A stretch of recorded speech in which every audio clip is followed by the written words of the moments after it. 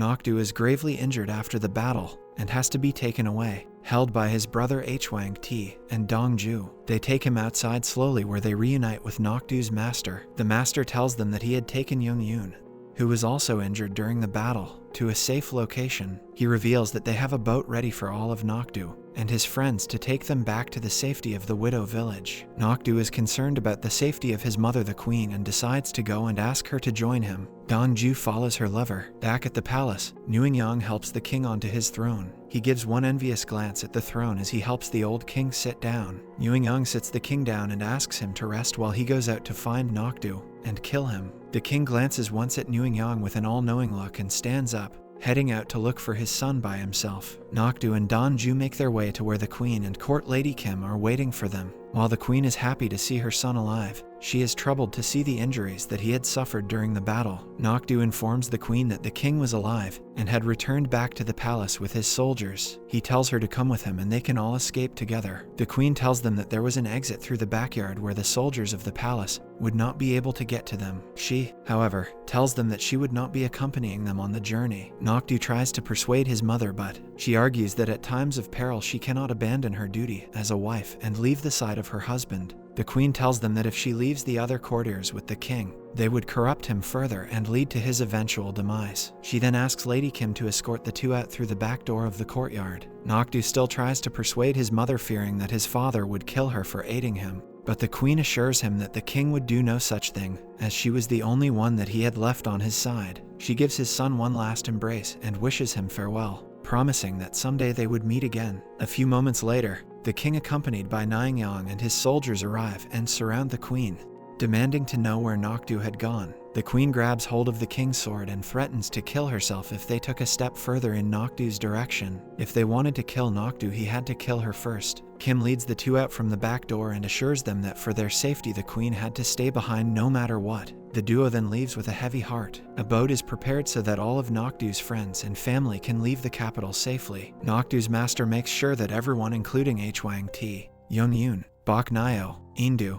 and soon Nyo, gets into the boat and sends them away while he goes to aid his student once again. Hwang tries to stall for Nok-du to arrive, but the master tells him that they will come by another boat hidden in the river that ran through the forest. Elsewhere, Dong Joo takes Nok-du to a nearby shed and treats his wound. Nok-du has finally started to give in and his injuries had taken a heavy toll on him. He starts asking weird questions like when did she start to like him. The questions start worrying Dong Joo and she tells him to rest. Nok-du thanks Dong Joo for taking such great care of him and passes out. Nok-du's master arrives in the shed just as he passes out to guide them to the boat waiting to take them away. He carries Nok-du on his back and takes him away with Dong Joo following by their side. Nguyen and his soldiers have spread out throughout the forest after realizing that it was the only path for them to escape. Dong Joo and Nok-du suddenly come to the same place where they are being rigorously searched for by the royal soldiers. Realizing that there was no way that all three of them could escape so many soldiers, Nok-du's master offers to create a diversion while Dong Joo carries Nok-du to the boat waiting for them. Dong Joo, however, tells him that she could in no way carry Nok-du that far, and with that plan,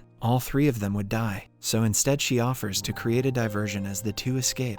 Nok-du's master reluctantly accepts the proposal. From out of their hiding place, Dong Joo steps out and comes face to face with Naeun. She walks up to the man and tells him that Nok-du is dead and even hands him his belongings soaked in blood. Nguyen is no fool and tells her that he knows she is just buying time for him to escape.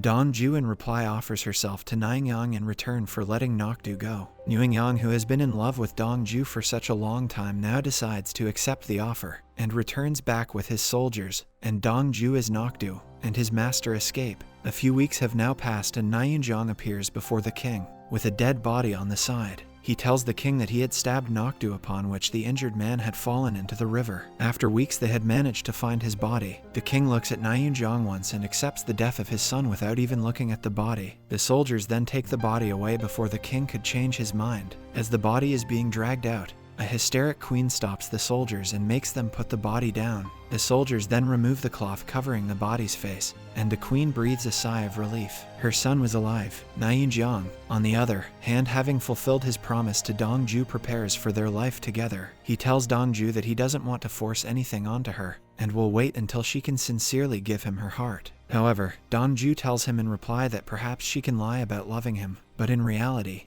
there was no way that she could ever sincerely love him. She tells him that a person's sincerity towards the other person cannot be changed by mere words or actions. Dong Joo is still safe, however the memories of Nok-do start getting her sad and frustrated. Even though she had done it all to save him from literal death, she cannot help but think what would have happened if she had gone with him instead. Just as she pushes her to her pillow and starts crying, remembering the days that they had spent together, the door swings open. It was Nok-do. He had healed from his injuries and had come to rescue her. The two lovers quickly embrace, seeing each other after such a long time, and Nok-do apologizes for taking so long to come to her aid. Jeon looks around his yard and sees most of his guards lying unconscious on the floor. He quickly heads to the room where he had kept Dong Joo to find out that she had already run away with Nok-do. The man, however, doesn't send his soldiers to pursue Dong Joo and Nok-do, as he too realizes that Dong Joo can never really sincerely love him, and he cannot make her love him by force. Nok-do and Dong Joo, on the other hand, happily run away to the widow village once more, hand in hand, looking forward to a happy life ahead. Several months have now passed and Nok-do has returned back to his old ways, helping people in need, especially dressed as a woman. Yet again he goes out of his way to save a woman from her evil father-in-law.